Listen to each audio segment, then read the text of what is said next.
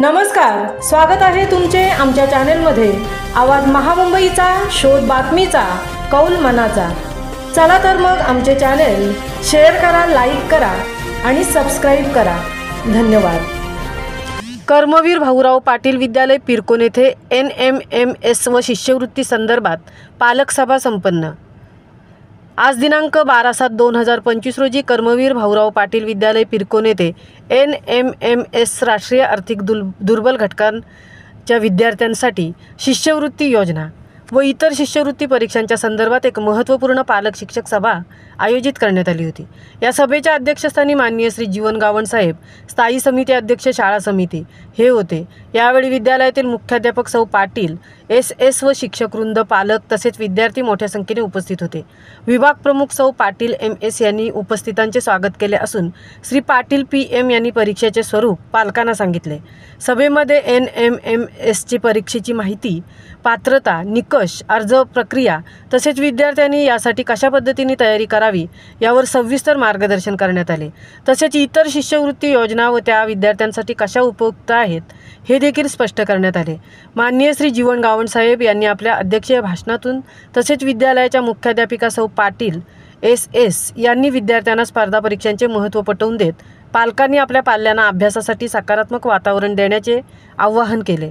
तसेच शाळेच्या विविध उपक्रमांचे त्यांनी कौतुक करत भविष्यातील वाटचालीसाठी शुभेच्छा दिल्या। सौ पाटील AA मॅडम यांनी सर्वांचे आभार मानले। आवाज महामुंबईचा चॅनेलसाठी मिलिंद खारपाटील सौ तृप्ती भोईर, पिरकोन।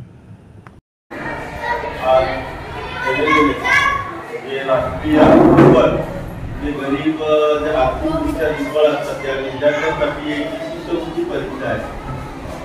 या सभेसाठी उपस्थित ज्या विद्यालयाचे चेअरमन, या विद्यालयाचे प्राचार्य आणि पालकांचे सर्वांनी शब्दसुद्धाने स्वागत करतो। आजचे युग या स्पर्धेचे युग आहे। या स्पर्धेच्या युगात जर आपल्याला शिकायचं असेल तर आपल्याला काय केलं पाहिजे?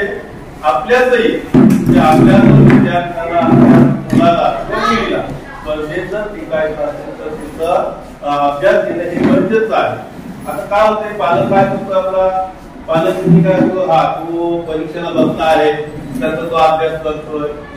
बघा, मुलाच्या आई वडील आता तुम्ही समजा काहीतरी शिकले असेल, आम्ही आता शिकून गेलो, आमच्या आई वडील काही शिक्षित नव्हते, परंतु एक आमच्या आई वडिलांना एक सवय होती की बस अभ्यासाला माझ्यासमोर 1 तास अभ्यास। म्हणजे तुम्ही आता आई वडील असं काय झाले, आई वडील या स्पर्धेच्या दुनियात पैशाचे मागणी डायरेक्ट म्हणजे राहतील थोडंसं तुम्हाला पैशाचे मागणी, पण हे पैसे कुणासाठी आपण कमवतो?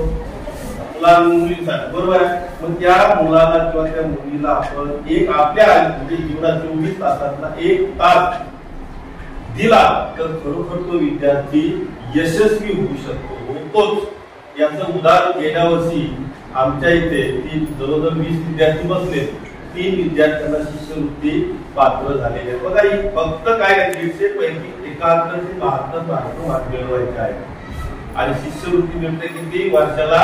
15,000 रुपयाचे, 4 वर्ष। म्हणजे तो विद्यार्थी किंवा ती विद्यार्थी स्वतःच्या पायावर उभे राहते। त्याला आई वडिलांच्यावर अवलंबून कशामुळे शक्य आहे?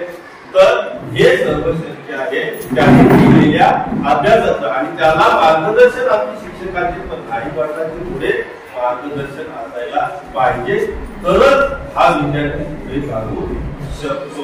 बघा, तुम्हाला आपले एक उदाहरण करतो, आपण साधारण नेहमी सांगत असतो, गेल्या वर्षी सुद्धा मी उदाहरण सांगितलं। साधा आपल्या अंगणवाडीच्या ज्या आया आहेत तिथून आपण सुरुवात करतो। अंगणवाडीच्या आया, ग्रामपंचायतीची शिपाई असेल, त्या पुढं अनेक ज्या आहेत नोकऱ्या आहेत गव्हर्नमेंट, त्या नोकऱ्यांना परीक्षा द्यावी लागते, स्पर्धा परीक्षा। आता वशिल्याची दुनिया केलेली आहे। आता तुम्ही काय परीक्षेत तुम्ही मिळवून दाखवले त्यानुसार तुम्हाला सरकारी नोकरी भेटेल। तर ही नोकरी मिळवायची असेल म्हणजे कुणाची कुठली जीत नाही, अंगणवाडीला सेविका नाही, तर आपल्याला पुढं आपले विद्यार्थी चांगले इंजिनियर होतील, डॉक्टर होतील, काही होऊ शकतात। हे सगळे स्पर्धा परीक्षा आहे। आता या आमच्या विद्यालयामध्ये काय केलं जातं, या स्पर्धा परीक्षेचे मार्गदर्शन